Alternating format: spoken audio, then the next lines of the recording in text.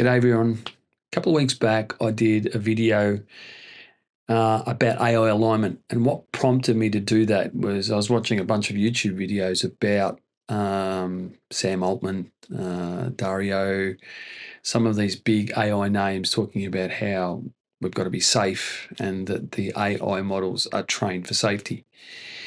But it made me think, especially when DeepSeek came about,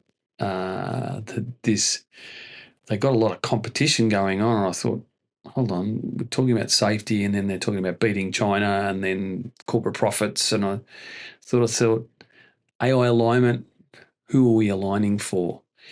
And it correlated with a big payout to the taxi industry in Australia in December. And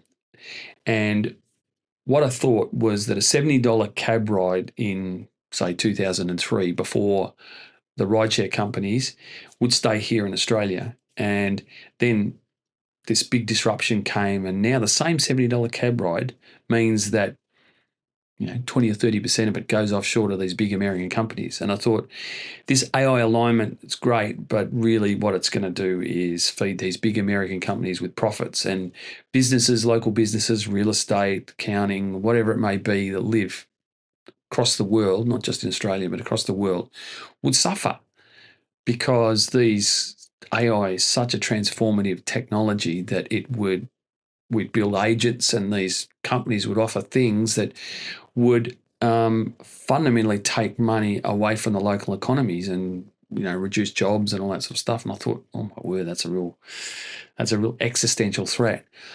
But then I really started to see DeepSeek change the way the world thought about it, and I started to change my mind. And then what I did was I set up Olama on my local PC, and I downloaded DeepSeek and ran it on my local machine. I downloaded the latest Meta 3.3 on my local machine, and it's pretty damn good. But I unplugged the internet and it still works. So I've got a large language model that's not connected to the internet, and I then started to set up a thing called N8N, which is this automation tool. Now, what dawned on me is now what I could do is build all of this really cool stuff here.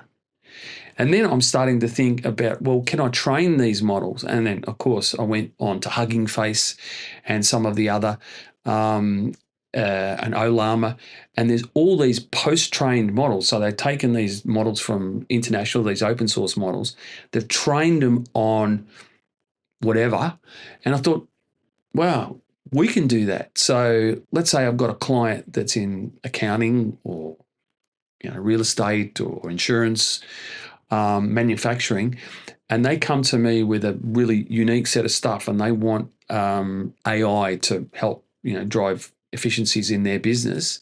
And I thought, we can do this now, but we don't have to pay these big American companies. Now, obviously, you've got to have a computer either here or in the cloud, and it does need some setting up to make it really, really cool, but it's something that someone like SSW can do. And I thought, wow, that's going to open the door, because the big American companies are great, and there's going to be premium offerings, and I'm sure they're going to come out with some fabulous products.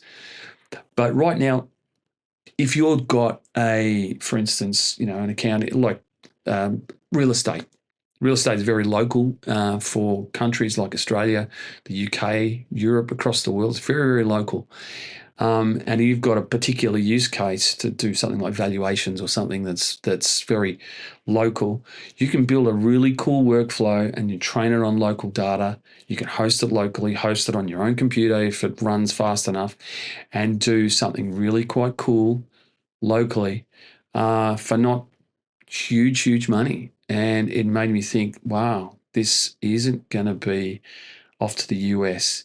And I listened to a podcast recently, and the guy on the podcast, Scott Galloway, was talking about how industries like airlines and even PCs, they were, when you can fly halfway around the world, it was crazy when this technology came around to think that we can, fly to the other side of the world for, not a lot of money, but not a lot of airline companies now make a ton of money. It's not a very profitable business. Now, there are profitable businesses, but it's not the Uber where money is sucked offshore. It's and same with making PCs. But desktop computers are great, but wow, they're not that super profitable. And there's a lot of names that were in the industry back in the early 2000s. Compaq and Dell's still around, but there's a lot of names that aren't around still because it became a pretty commoditized business. But there's a lot of local computer companies in my suburb, and you can go down and buy computer parts. It's not a huge, you're never going to be a billionaire doing that sort of thing. But these big tech billionaires, become billionaires because they create a product or a service where not just their local community, but all across the world, we buy their products, and it hoovers up to these 0.001%.